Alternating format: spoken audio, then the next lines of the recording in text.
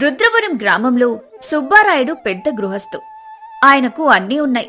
కాని కూతురు లీలావతి పెళ్లి విషయంలోనే మనశ్శాంతి లేదు. లీలావతి అందగత్తె మాత్రమే కాదు, చాలా చురుకైంది, పట్టుదల కలది. తండ్రి ఎన్ని సంబంధాలు తెచ్చినా ఏదో ఒక వంక పెట్టి తిప్పి పంపేది. లీలా, మళ్ళీనా? కంచిపట్నం నుంచి వచ్చిన ఆ పెద్ద వ్యాపారి కొడుకును కూడా వద్దన్నావా? అన్నాను నాన్నగారు. ఎందుకమ్మా? ఆ కుర్రాడికి ఏం తక్కువ? వాళ్ళకి 7 తరాలు కూర్చుని తిన్నా తరగని ఆస్తి ఉంది.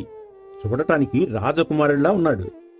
అతను నాతో మాట్లాడిన 10 నిమిషాల్లో 3 సార్లు పొగాకు నమిలి ఊశాడు నాన్న. పైగా మీ ఊరి ఆడవాళ్లకు చదువెందుకు అని అడిగాడు.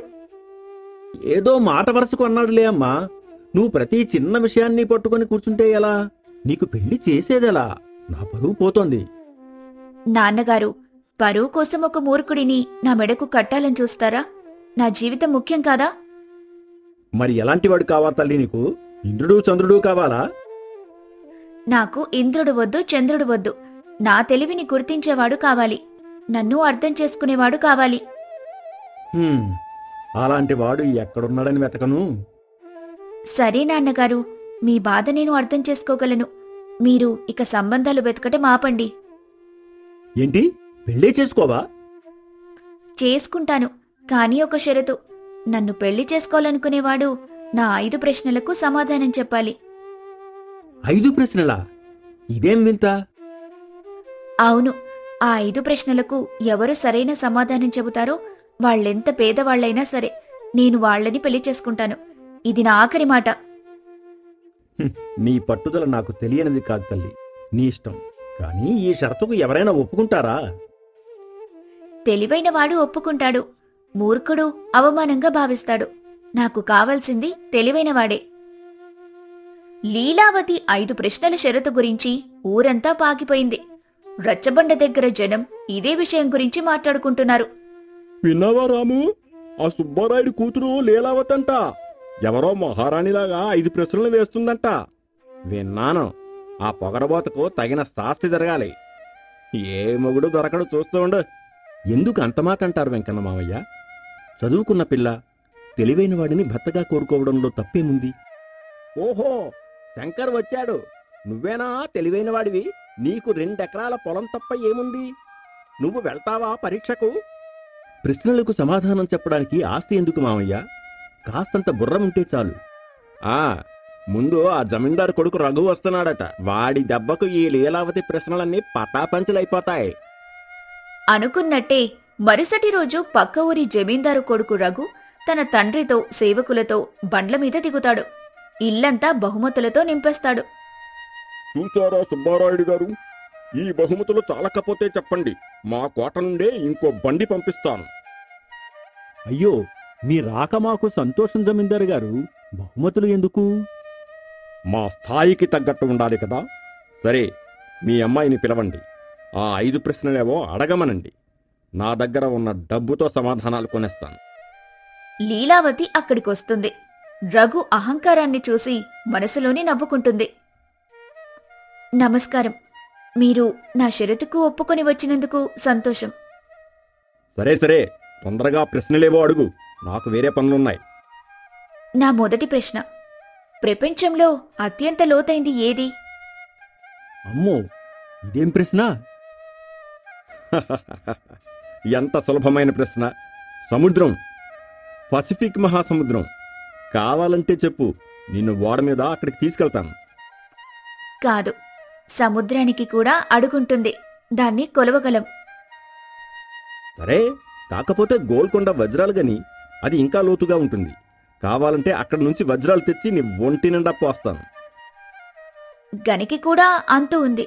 నా సమాధానం అది కాదు. మరి నువ్వే చెప్పు.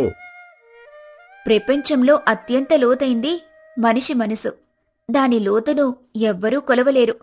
అందులో ఎన్ని ఆశలు, ఎన్ని కుట్రలు, ఎంత ప్రేమ దాగి ఉంటాయో ఎవ్వరూ చెప్పలేరు. ఇదేం మోసం? ఇది ఫిలాసఫీ. నేను వ్యాపారం చేసేవాడిని. ఈ సొల్లు కబుర్లు నాకు తెలియవు. సుబ్బారాయుడు, మీ అమ్మాయి నన్ను అవమానించింది. పదరా రఘు, మన స్థాయికి తగిన సంబంధం కాదిది. రఘు అతని తండ్రి కోపంగా అక్కడి నుంచి వెళ్లిపోతారు. సుబ్బారాయుడు తలపట్టుకొని కూర్చుంటాడు.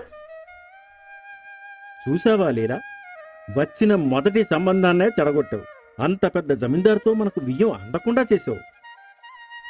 నేను జమీందారును పంపలేదు నాన్నా, ఒక మూర్ఖుడిని పంపాను. మనసుకు గనికి తేడా తెలియనివాడు నాకు భర్తగా వద్దు.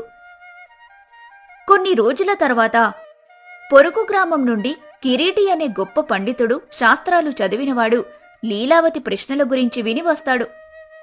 నమస్కారం సుబ్బారాయుడు గారు, మీ కుమార్తె అడిగే ప్రశ్నలకు సమాధానం చెప్పడానికి వచ్చాను. వేదాలు, శాస్త్రాలు, పురాణాలు అన్నీ చదివిన వాడిని. నా ముందు ఆ అమ్మాయి ప్రశ్నలు ఎంత? దయచేయండి పంతులు వారు, లోపలికి రండి. లీలా. లీలావతి వస్తుంది. పండితుడి గర్వం ఆమెకు నచ్చకపోయినా వినయంగా నమస్కరిస్తుంది. పండితుల వారు, నా మొదటి ప్రశ్న జరిగిపోయింది. ఇప్పుడు రెండవ ప్రశ్న వేయబోతున్నాను. సరే, తొందరగా అడుగు తల్లి, నాకు సమయం లేదు. నా రెండవ ప్రశ్న, కాళ్ళు లేకుండా పరిగెత్తేది ఏది? ఎంత అమాయకమైన ప్రశ్న. సర్పం. పాముకు కాళ్ళు ఉండవు, కాని పరిగెడుతుంది. లేదా శాస్త్ర ప్రకారం చెప్పాలంటే కాలం. కాలానికి కాళ్ళు లేవు, కాని పరిగెడుతూనే ఉంటుంది. పాము తన దేహంతో పాకుతుంది, కాలం కంటికి కనబడదు. నేనడిగింది చాలా సులభమైంది. నా సమాధానం నీరు. నదిలో నీరు పరిగెడుతుంది, వానగా పరిగెడుతుంది, కాని దానికి కాళ్ళుండవు. అలాగే నా మూడవ ప్రశ్న, ప్రపంచంలో అత్యంత పదునైన ఆయుధమేది? ఇది నాకు తెలియదా? శాస్త్రాల ప్రకారం సుదర్శన చక్రం లేదా బ్రహ్మాస్త్రం. లోకరీతిగా చెప్పాలంటే వజ్రంతో పదును పెట్టిన రాజుగారి ఖడ్గం. కాదు, కత్తికి పదునున్నా దాన్ని వాడటానికి ఒక చెయ్యి కావాలి.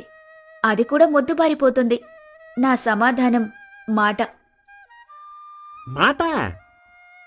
అవును, పదునైన మాట మనిషి గుండెను కోయగలదు.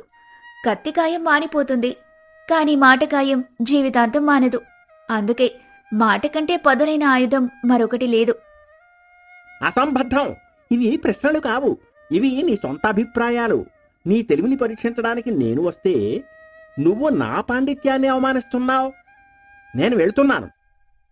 పండితుడు కిరీటి కూడా కోపంగా వెళ్ళిపోతాడు. సుబ్బారాయుడు పూర్తిగా నీరసించిపోతాడు. లీలా, ఏం చేస్తున్నావు తల్లి? వచ్చిన ఆస్తిని పంపావు, వచ్చిన చదువుని పంపావు. ఇక నీకు ఎవరు దిక్కు? ఆ శంకరగాడు తప్ప ఈ ఊరిలో ఎవ్వడూ మిగల్లేదు. వాడిని చేసుకుంటావా? నాన్నగారు, ఆస్తికి అహంకారం ఎక్కువ, చదువుకు గర్వం ఎక్కువ. నా ప్రశ్నలకు సమాధానం వారి దగ్గర లేదు. నేనింకా ఎదురు చూస్తాను. ఆ రోజు సాయంత్రం శంకర్ నెమ్మదిగా సుబ్బారాయుడి ఇంటి అరుగు మీదకు వస్తాడు. అతని చేతిలో అతని పొలంలో పండిన ఒక మామిడి పండు ఉంది. ఏంటి శంకర్, నువ్వా? నువ్వు కూడా వచ్చావా ఆ ప్రశ్నల పరీక్షకు? నీ పొలంలో పనులు చూసుకోకుండా ఇక్కడికెందుకు? నమస్కారం సుబ్బారాయుడు గారు. నేను లీలావతి గారిని గెలవడానికి రాలేదు. ఆమె ప్రశ్నలను అర్థం చేసుకోవడానికి వచ్చాను. నా సమాధానాలు తృప్తిగా లేకపోతే మారు మాట్లాడకుండా వెళ్ళిపోతాను. లీలావతి లోపలి నుండి అతని మాటలు విని బయటకొస్తుంది. నాన్నగారు, అతన్ని లోపలికి రానివ్వండి. శంకర్ లోపలికొస్తాడు. ఆడంబరం లేని ఆ మనిషిని, అతని కళ్లల్లోని నిజాయితీని లీలావతి గమనిస్తుంది. శంకర్ గారు, దయచేసి కూర్చోండి. మీరు నా మొదటి 3 ప్రశ్నల గురించి వినే ఉంటారు. విన్నాను లీలావతి గారు. మనసు, నీరు, మాట 3 అద్భుతమైన సమాధానాలు. మీ తెలివికి నా జోహార్లు. నా సమాధానాల్ని మెచ్చుకున్న మొదటి వ్యక్తి మీరు. సరే, నా 4వ ప్రశ్న, కొనడానికి వీలు కాని ప్రపంచంలో అత్యంత తీయనైంది ఏది? శంకర్ ఒక్క క్షణం కళ్ళు మూసుకొని ఆలోచిస్తాడు. తన చేతిలోని మామిడి పండు వైపు చూస్తాడు. తేనెను కొనగలం, చక్కెరను కొనగలం, పండును కూడా కొనగలం. మరి మీ సమాధానం? కొనడానికి విలువ కాని అత్యంత తీయనైనది నిద్ర. ముఖ్యంగా రోజంతా కష్టపడి నిజాయితీగా పనిచేసిన తర్వాత వచ్చే గాఢ నిద్ర. ఆ నిద్రను ఏ జమీందారు కొనలేడు, ఏ రాజు బలవంతంగా తెప్పించుకోలేడు. మనసు ప్రశాంతంగా లేనివాడికి అది దొరకదు. ఆ సమాధానానికి లీలావతి నిశ్చేష్టురాలవుతుంది. సుబ్బారాయుడు కూడా ఆశ్చర్యపోతాడు. శంకర్ గారు, ఎంత అద్భుతమైన సమాధానం!